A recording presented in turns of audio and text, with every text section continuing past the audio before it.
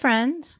A warm welcome to the Wellness Inspired Podcast, the place where you can find inspiration, motivation, and empowerment in the pursuit of a wellness lifestyle. I'm your host, Sherry Davidson, and as always, I am here with my co-host, Finn. And if you are new to the podcast, Finn is my terrier mix rescue dog, loyal companion, coworker, and lover of trails. And speaking of trails, I am back from my trip to the Faroe Islands. It's been about 3 weeks. I had an amazing time. It truly is a magical place. And before I left, a friend said, there are 3 parts to a trip: the planning, the experiencing, and the sharing. And I love this. I planned it, I experienced it, and now I want to share it with you. And I'm not alone in this. People love sharing, and people love reading and hearing about someone's travel experiences. Think about it. One of the most popular blog types are travel blogs. So what is it about travel?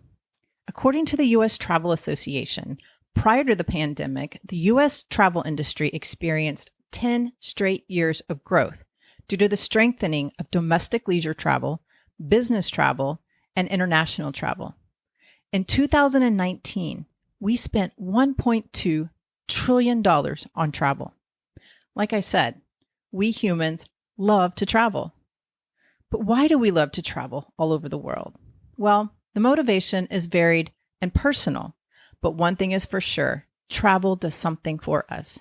So I decided to list the top 10 reasons people love to travel. There are more, so you might have a different reason, but these are the top 10.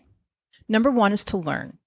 Seeing and experiencing the world is educational. You just can't get that in a book. Or maybe you want to learn a new language or skill. Number 2, to expand your perspective. Different parts of the world, different cultures, different ways of living. When you travel, you expand beyond yourself to see things in a different light. Number 3, to challenge yourself. Traveling pushes your limits and gets you out of your comfort zone. You learn more about who you are and your capabilities. Number 4, to relax and rejuvenate. We all need a break to disconnect from the pressures of life. Number 5, to celebrate. It could be a birthday, a big anniversary, graduation, wedding, and a getaway can make it extra special and strengthen the bond of those you travel with. Another reason, number 6, is to connect with yourself. Traveling gives you the space to reflect on your life and learn more about yourself or where you want to go. Another reason to travel, number 7, for transformation. The chance for self-improvement to become a better person. Number 8, to immerse yourself in incredible landscapes, nature hills. Number 9, to have an adventure. Conquering new and fresh territory is exhilarating, but please leave the territory the way you found it. Number 10 is to connect with community, to satisfy those social cravings we humans have. So whether you like to travel to the heights of mountains, big waves of the sea, windy courses of rivers, or blue water pools at spas, travel fulfills a need in us. My question to you is, why do you love to travel? And in this episode, I want to share what traveling means to me by taking you on a journey of my wellness running adventure in the Faroe Islands. You don't have to be a runner to enjoy the next 2 episodes. There is so much more here. In the end, I hope you discover why you love to travel. I hope it inspires you to seek out more of those experiences so you can plan, experience, and share with others. Are you ready? Let's do this.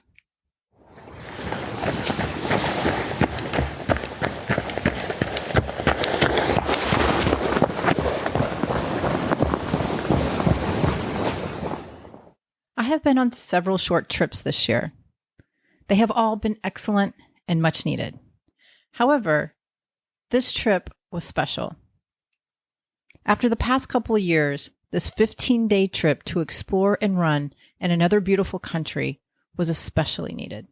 So, instead of calling this episode Running Adventures like I have in the past, I decided to call it the Wellness Running Adventures Atjan Wild Island Trail Festival because it was so much more than just running. This trip satisfied me on so many levels. It transformed me. So where do I begin? Well, I was a hamster in a hamster wheel, moving but not going anywhere. I felt stuck, frustrated, and honestly, a little burned out. Entrepreneurship is challenging. There are many ups and downs, as well as sacrifices and rewards. And in the big picture, I really enjoy owning my own business and what I do, Chinese medicine and wellness coaching. However, the pandemic laid down another layer of challenges for me and my acupuncture clinic. My business is a face-to-face business. I was involved in my TCM community, and there was a lot of fear among practitioners. The big question, how do we maintain our practice during this time? My patient load in the clinic decreased, but I never stopped diligently working away. I was constantly looking for silver linings and ways to pivot personally and professionally. I thought, this is my time to make change. So what change would I like to see? Overall, I stayed positive, but there was always this voice in the back of my head. Am I going to make it through this? Will my business survive? It was not the lockdown. It was the 2.5 years of fear that had me on the roller coaster ride of my life. People were scared to be face to face in a closed space with other people, even with a mask. And I get it.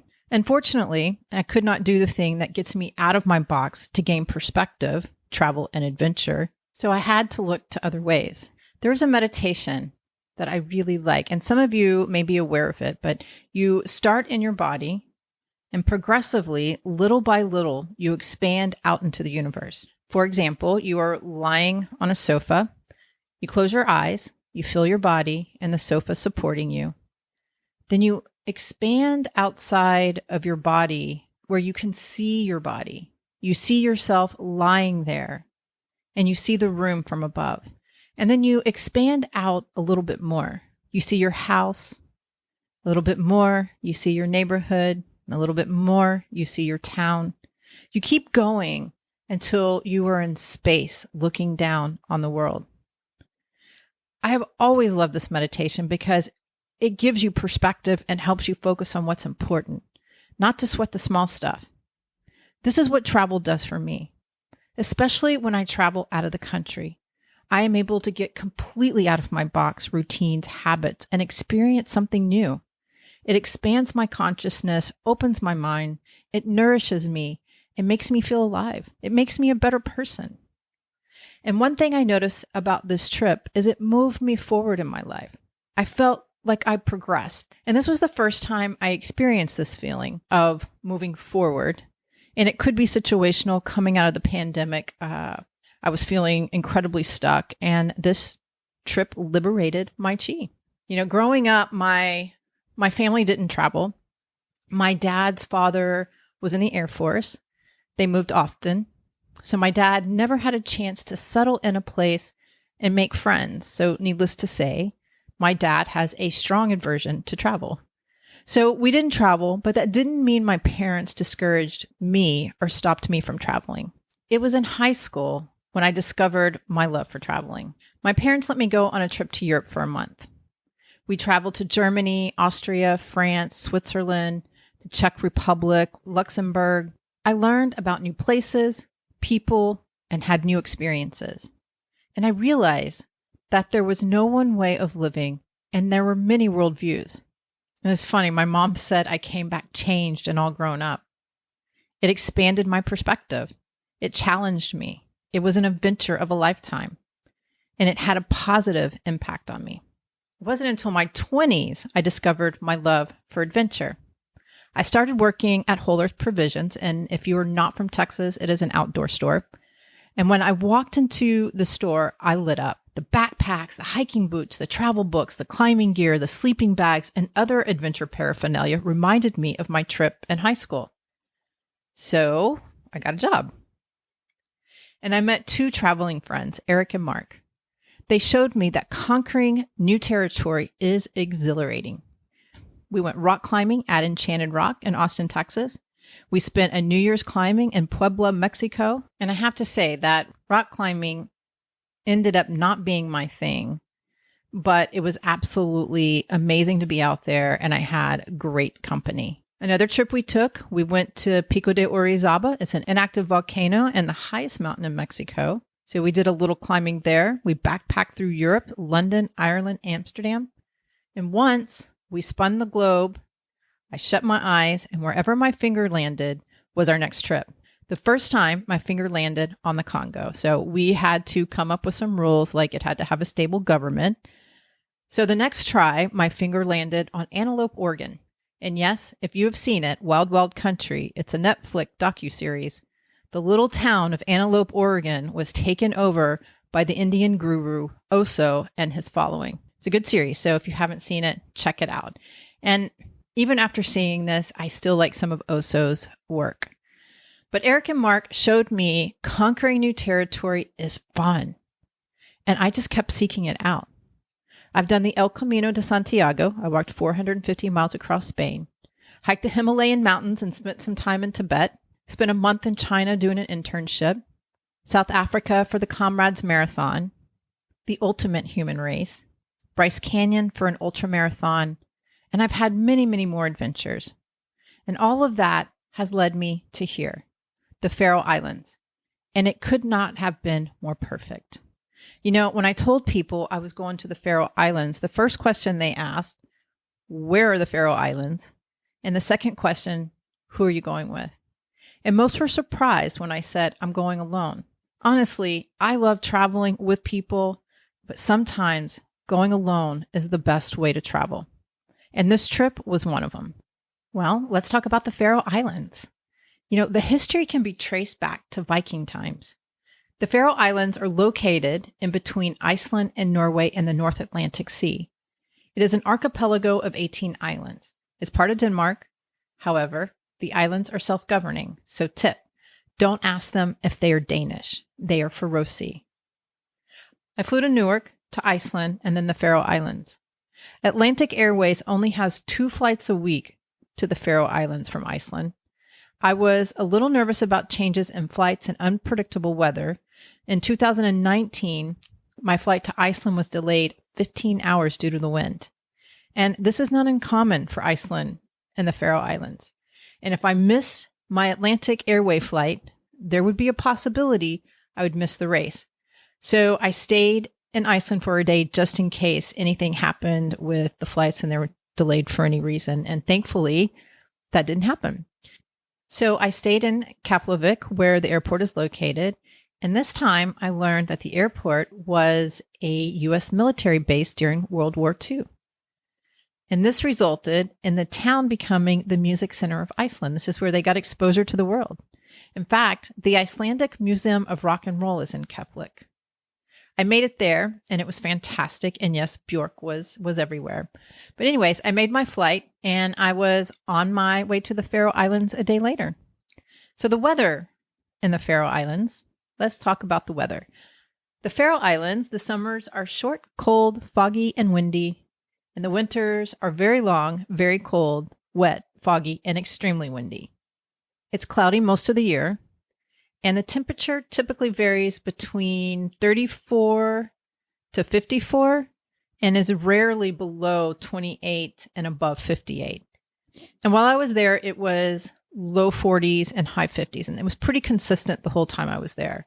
We didn't have much rain and we did have fog, but not on race day. And I was very grateful. And I'll talk more about this when I talk about the race. Because the outcome of the race could have been very different if the weather was different. So I'm very thankful for the weather that we had. I stayed in an Airbnb, and I don't think I could have picked a better place. It was hosted by Hans. Hans is a 70-year-old gentleman. He lives there with his dog, Perla. Perla was 18, and she still liked to chase cats. I was super impressed when Hans showed me, and I asked, what are you feeding her? Because that's amazing, 18 and still vital and healthy, running, chasing cats. And most of you know Finn. I would love to see him doing the same thing. His English was good, not Finn, although his English is good. But Hans, his English is good enough for a very small chat. So we had a couple of small chats and I really enjoyed it. Hans grew up in the house. He made the apartment on the first floor in the basement. Their basements are not below ground. They're above ground and it's usually the first floor.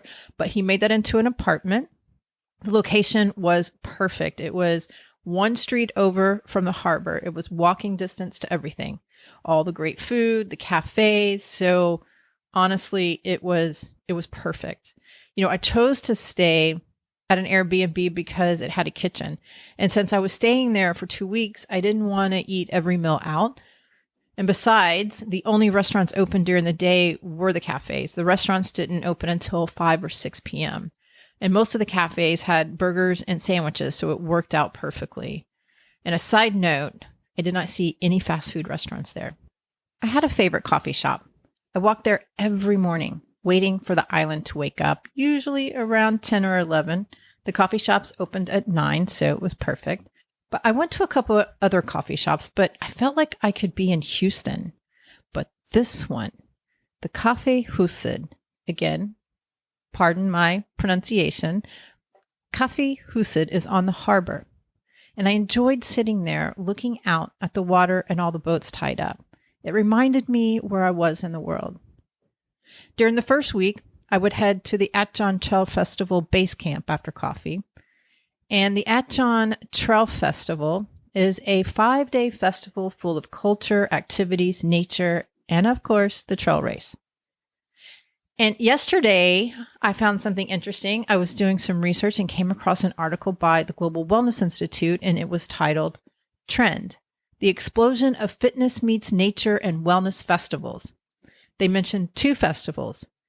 The Atjan Trail Race was one of them. And this is what they said. Typically, these new festivals combine trail or ultra trail running events that are longer than the standard marathon held on trails in nature, with music, healthy food, spectacular immersion in nature, and diverse communal wellness experiences. They constitute a new form of wellness practice, more focused on fitness, but also combined with a lot of social pleasure. And this is exactly what the festival was. Running, music, healthy food. They had a vegetarian food truck serving breakfast, lunch, and dinner. And definitely spectacular immersion in nature and diverse communal experiences. I met people from all over the world, mostly Europe, but all over the world. We had yoga, cold water swimming and hot tub, rock climbing, surfing, speedboat tours, diving, parties, and of course, the run. I only made it to the yoga, thought about the cold water swimming, but this Texan struggles with cold, so I chose to do the yoga. But you could choose to do as many of these activities that you wanted, or you didn't have to do any of them at all. So the other thing I really appreciated about the festival was the focus on the Faroe culture. It was definitely a learning experience. I went on a walking tour of Tórshavn, and I loved it. So I'm going to share some fun facts that I learned during the walking tour. The Faroe Islands has a population of 50,000 people. There are more sheep on the island than people, so there are 75,000 sheep. The first settlers recorded in the Faroe Islands were Irish monks. The Faroe Islands are ranked among the highest in the world based on GDP per capita. The Faroe Islands depend on export. The main export are fish products, salmon, cod, mackerel, herring, and haddock. So you can get a lot of fresh seafood there. They depend mainly on the export of fish and fish products. So they're looking for another funnel of income, and they are wanting to increase tourism there. There is a men to women ratio imbalance. There are more men than women that live on the island. And what our guide told us was that the young adults go off to college. They usually study abroad, and the women don't go back. The islands are very traditional and conservative, and the men are pressured to go back and take care of the family business, whether it is a fishing business or they have land and sheep. The men are pressured to come back and take care of that. So they have an imbalance in their ratio of men to women. But they found a solution, and the solution to the problem was the internet. Many of the Faroe men invited Filipino women to the islands to be their brides. Therefore, the third most spoken language in the Faroe Islands is Tongala. The official language is Faroese, and the second language spoken there is Danish. All Faroese are taught English in school, Some speak more than others, but usually enough to connect and get around. Well, those are some fun facts about the Faroe Islands. I hope you enjoyed that. Well, I'm going to wrap this episode up, but before I do, I want to share something else that really impacted me. And it was the sense of safety I had there. You should never let your guard down completely traveling, but I felt comfortable walking around day and night. I walked all over the city. I walked around the harbor at night. I walked home from several dinners in the evening. Maybe what gave me this sense was seeing women leave their babies in carriages outside the store while they went in to shop. You would never do that in the United States. Maybe it was reading that there was not one crime against a person traveling abroad reported. I'm not sure what gave me this sense of safety, but it felt really nice and relaxing. So I wanted to share that with you. And I think this is a good place to end. We'll pick it up here in the next episode. I want to share my experiences of the Atjan Trail Festival and more of Torshavn. After the race, I indulge more in the nightlife and the food. So I'm excited to share that with you.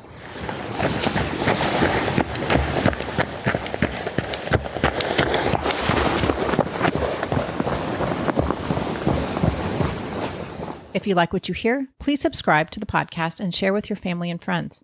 You can also give me a rating and review wherever you listen to your podcast. It helps others find me as well.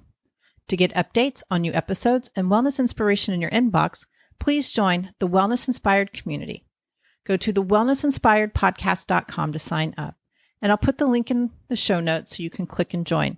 Also, there is a Facebook community at The Wellness Inspired, and you can follow me on Instagram at wellness_inspired. If you're in the Houston area or just visiting and interested in our services, acupuncture, herbal medicine, cupping, Zen Shiatsu, or dry needling therapy, contact us. You can find out more on our website at element5om.com. That's element5om.com. And again, I'll put the link in the show notes.